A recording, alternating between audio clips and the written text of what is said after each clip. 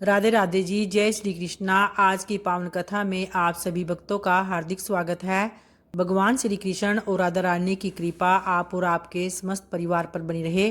भक्तों, आज है 1 जून 2026 और दिन है सोमवार का। तो भगवान श्री कृष्ण का ध्यान करते हुए आज के पुरुषोत्तम मास कथा महात्म्य के 16वें अध्याय को प्रारंभ करते हैं। फिर वाल्मीकि कहते हैं कि इस प्रकार अनुपम वर देकर दोनों स्त्री पुरुषों के देखते देखते विष्णु भगवान गरुड़ पर चढ़कर अपने स्थान को चले गए और कुछ समय व्यतीत होने पर उस गौतमी ने पुत्र को जन्म दिया और सुदेव ने पुत्र के पैदा होने पर अति प्रसन्नता के साथ श्रेष्ठ ब्राह्मणों को बुलाकर जाति कर्म किया और स्नान कर ब्राह्मणों को भूसारा दान भी दिया। पिता के मनोरथ के साथ माता के मन को आनंद देने वाला वह पुत्र शुक्ल पक्ष के चंद्रमा के समान बढ़ने लगा और तब पिता ने पुत्र का यज्ञोपवीत संस्कार कराकर गायत्री मंत्र का उपदेश दिया और वह पुत्र ब्रह्मचार्य व्रत का पालन करने लगा। तब वाल्मीकि ऋषि कहते हैं कि एक समय करोड़ों सूर्य के समान कांति वाले देव ऋषि वहां पर आए और उनको देखकर सुदेव ने उनके लिए आसन बिछाया और उस आसन पर देवल मुनि बैठकर बोले कि हे सुदेव, समस्त शुभ लक्षणों से युक्त यह तुम्हारा पुत्र महाभाग्यवान है, परंतु इसमें एक ही दोष है जिससे कि इसके सब गुण वृथा हो जाते हैं। अतः हे सुदेव, तेरा यह पुत्र 12वें वर्ष में जल में डूबकर मर जाएगा, जिससे कि तू मन में सोच नहीं करना, तब अवश्य होने वाला तो होगा ही, इसमें कोई संशय नहीं है और इसका कोई उपाय भी नहीं। फिर आगे वाल्मीकि जी कहने लगे कि देवल ऋषि के ऐसे वचन सुनकर सुदेव शर्मा पृथ्वी पर गिर पड़े और देवल मुनि इतना कहकर ब्रह्म लोक को चले गए और सुदेव देवल मुनि के वचनों का श्रवण कर बहुत काल तक विलाप करते रहे। फिर उसके बाद गौतमी पुत्र को गोदी में लेकर प्रेम से मुख चूमकर अपने पति से बोली, हे द्विजराज, होने वाली वस्तु से ब्याह नहीं करना चाहिए। जो होने वाला है सो होता ही है और जो नहीं होने वाला होता है वह कभी नहीं होगा। इसलिए हे नाथ, उठो और सब शरणागत जीवों के रक्षक निर्वाण पद को देने वाले भगवान विष्णु जी का भजन करो। तब वाल्मीकि ऋषि कहने लगे कि इस प्रकार सुदेव ब्राह्मण अपने स्त्री के वचन सुनकर सतगुण को प्राप्त हुआ और हृदय में हरि के चरण कमल को दान कर अपने पुत्र से उत्पन्न दुख को तत्काल त्याग दिया। जय श्री कृष्णा। और आइए अब सीता माता की एक नित्य नेम की कहानी को प्रारंभ करते हैं। यह कहानी सीता माता कहती थी और श्री राम इसे सुना करते थे। एक दिन जब श्री राम भगवान को किसी काम के लिए बाहर जाना पड़ गया तो सीता माता कहने लगी कि भगवान, मेरा तो 12 वर्ष का नित्यनेम है, अब आप बाहर जाएंगे तो मैं अपनी कहानी किसे सुनाऊंगी। तो इस पर श्री राम ने कहा कि तुम कुएं की पाल पर जाकर बैठ जाना और वहां जो औरतें पानी भरने आएगी उन्हें अपनी कहानी सुना देना। तो सीता माता कुएं की पाल पर जाकर बैठ गई और एक स्त्री आई तो उसने रेशम की जरी की साड़ी पहन रखी थी और सोने का गड़ा ले रखा था। तो सीता माता उसे देखकर कहती है कि बहन, मेरा 12 वर्ष का नित्यनेम सुन ले। वह स्त्री बोली कि मैं तुम्हारा नित्यनेम सुनूंगी तो मुझे घर जाने में देर हो जाएगी और मेरी सास मुझसे लड़ेगी। तो उसने कहानी नहीं सुनी और वह चली गई। उसकी रेशम जरी की साड़ी फट गई और सोने का घड़ा भी मिट्टी के घड़े में बदल गया। तब सास ने देखा तो पूछा कि ये किस का दोष लगा है, अपने सिर लेकर जो यहाँ आई है। तो बहू ने कहा कि कुएं पर एक औरत बैठी थी और उसने कहानी सुनने के लिए मुझसे कहा, लेकिन मैंने नहीं सुनी, जिसका यह फल मुझे मिल गया। तो बहू की बात सुनकर अगले दिन जब वह साड़ी और घड़ा लेकर सास कुएं की पाल पर गई तो सास को वही माता सीता बैठी मिली और माता सीता ने कहा कि बहन, मेरी कहानी सुन लीजिए। तब सास बोली कि एक बार छोड़, मैं तो 4 बार कहानी सुन लूंगी। फिर राम आए, लक्ष्मण आए, देश के पुजारी आए, नित नेम का नेम लाए। आओ राम, बैठो राम, तपी रसोई जियो राम, माखन मिश्री खाओ राम, दूध बतासा पियो राम, सूत के पालका मोठो राम, साल दुसाला पोठो राम, साल दुसाला ओडो राम, जब बोलू जब राम ही राम, राम सुवारे सबके काम, खाली घर भंडार भरेंगे, सबका बेड़ा पार करेंगे, जय श्री राम जय श्री राम।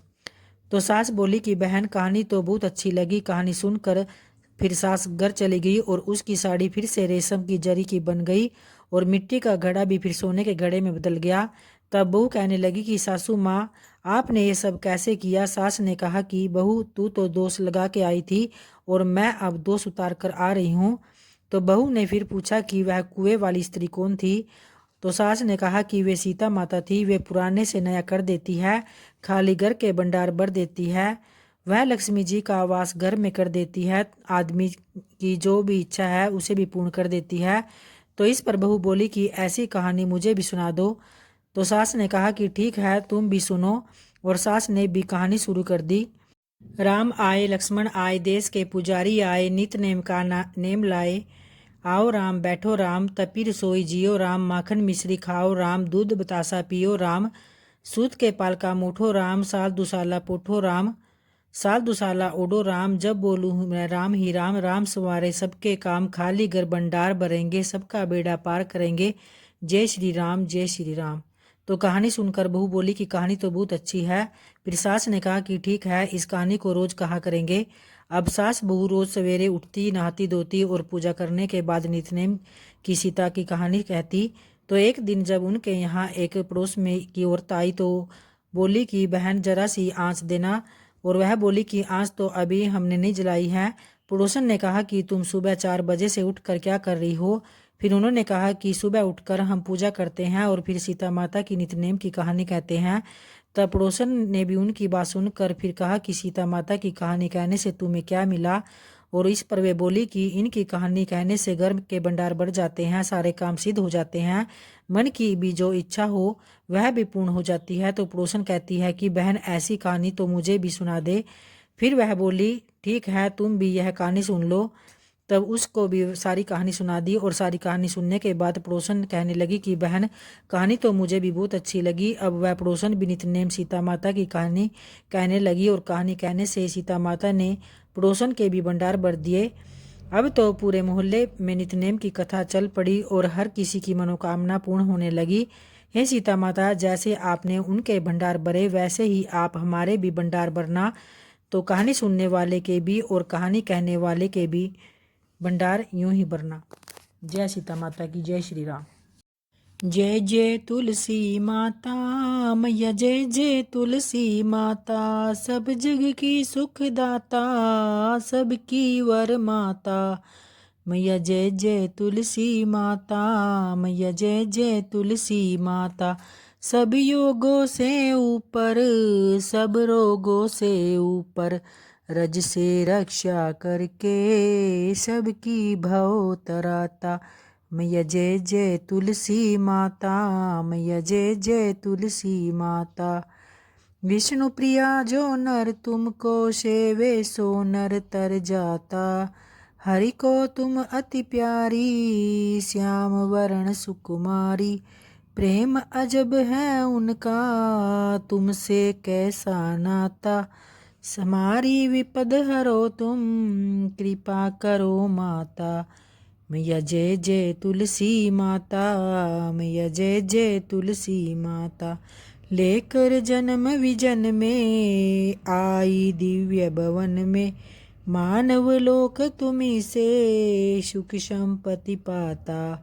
मैया जय जय तुलसी माता, मैया जय जय तुलसी माता, हरि को तुम अति प्यारी श्याम वरण सुकुमारी, प्रेम अजब है उनका तुमसे कैसा नाता, हमारी विपद हरो तुम कृपा करो माता।